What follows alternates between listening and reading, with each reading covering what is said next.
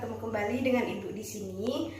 Oke, hari ini kita akan memasuki materi kita. Jadi Ibu kirimkan video pembelajaran ini agar kamu bisa lebih paham mengenai materi yang akan Ibu sampaikan pada hari ini. Nah, untuk hari ini kita akan membahas mengenai konsep ruang dan waktu di dalam sejarah. Konsep ruang dan waktu dalam sejarah dan hubungannya dengan manusia sebagai objek daripada sejarah. Oke.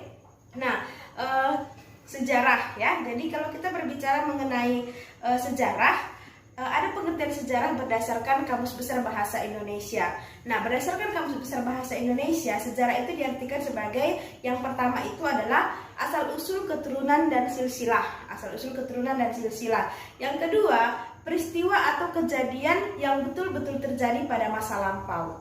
Oke. Yang ketiga, sejarah itu adalah pengetahuan ataupun uraian tentang peristiwa atau kejadian yang benar-benar terjadi pada masa lampau. Oke. Nah, itu pengertian sejarah berdasarkan Kamus Besar Bahasa Indonesia. Nah, berdasarkan etimologi ataupun berdasarkan asal katanya, sejarah itu berasal dari bahasa Arab, yaitu syajaratun yang artinya pohon. Ya, syajaratun yang artinya pohon. Apa hubungannya? Kenapa sejarah dihubungkan dengan pohon? Nah, itu nanti akan kita bahas di materi kita selanjutnya. Oke. Nah, hari ini kita akan bahas dua hal, yaitu mengenai konsep ruang dan waktu di dalam sejarah. Ruang dan waktu dalam sejarah. Yang pertama itu adalah konsep ruang. Oke, ruang. Nah, sejarah itu atau peristiwa-peristiwa penting itu tidak akan pernah terlepas daripada ruang. Nah, dalam satu peristiwa sejarah itu, ruang itu menunjukkan lokasi ataupun tempat di mana kejadian peristiwa itu terjadi. Contohnya, kita berbicara mengenai sejarah proklamasi kemerdekaan Republik Indonesia tahun 1945. Nah, kalau kita berbicara mengenai lokasinya, itu menunjukkan di mana dibacakan teks proklamasi kemerdekaan Republik Indonesia itu. Nah, berarti kita sudah tahu di mana, di Jalan Pegangsaan Timur nomor 56 Jakarta. Nah, itu menunjukkan lokasi ataupun tempatnya. Itu adalah konsep ruangnya, gitu ya.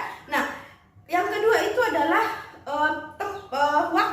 waktu ataupun kejadian daripada peristiwa tersebut. Waktu atau kapan kejadian peristiwa itu. Nah, kalau tadi kita berbicara mengenai ruang atau lokasi atau tempatnya peristiwa proklamasi, kita sudah tahu jawabannya. Ruang atau lokasinya itu adalah di Jalan Pegangsaan Timur nomor 56 Jakarta. Nah, kalau kita berbicara mengenai waktu, waktunya itu adalah 17 Agustus 1945.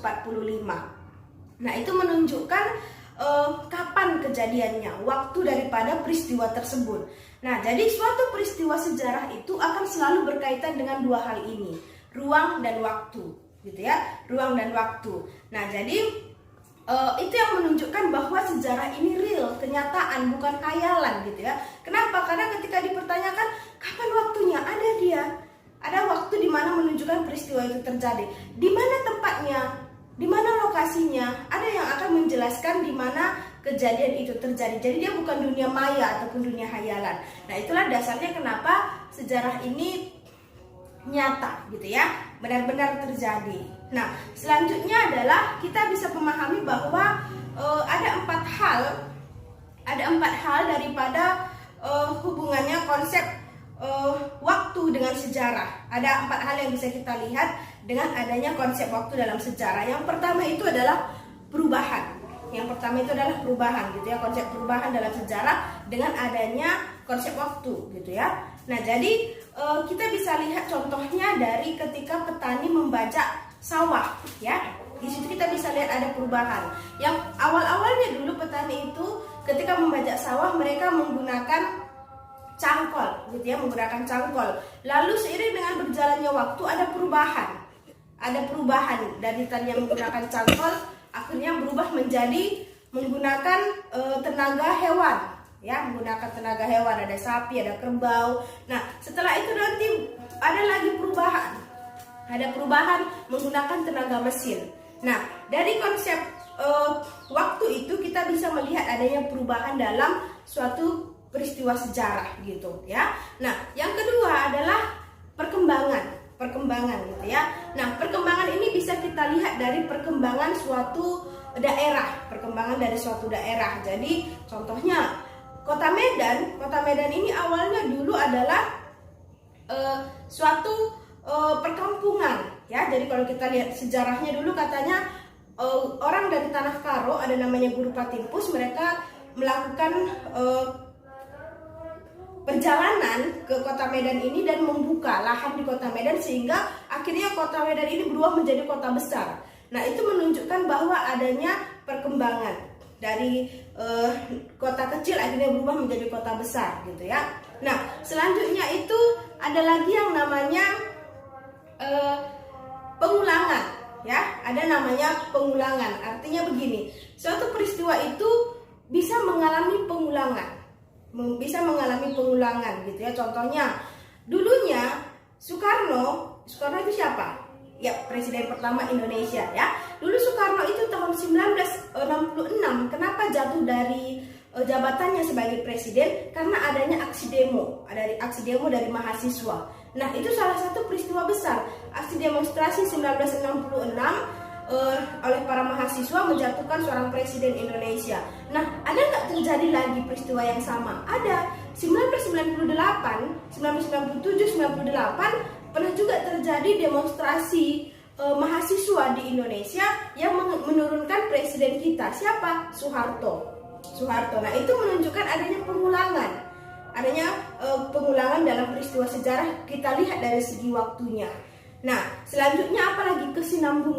Kesinambungan itu apa? Berkelanjutan. Jadi artinya ada peristiwa-peristiwa sejarah ini yang berkelanjutan sampai dengan pada saat sekarang.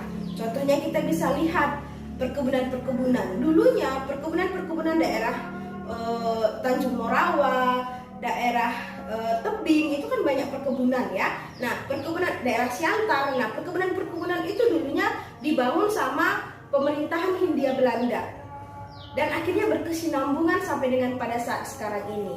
Nah, itu adalah 4 hal yang bisa kita lihat dari konsep waktu dalam peristiwa sejarah gitu. Nah, sekarang manusia, apa hubungan manusia dengan sejarah? Nah, jadi manusia itu tidak pernah bisa dilepaskan dari sejarah. Kenapa? Karena manusia merupakan objek dan subjek daripada sejarah gitu ya. Jadi artinya apa? Objek. Nah, objek itu artinya adalah kita ini sebagai penggerak daripada peristiwa sejarah. Gitu.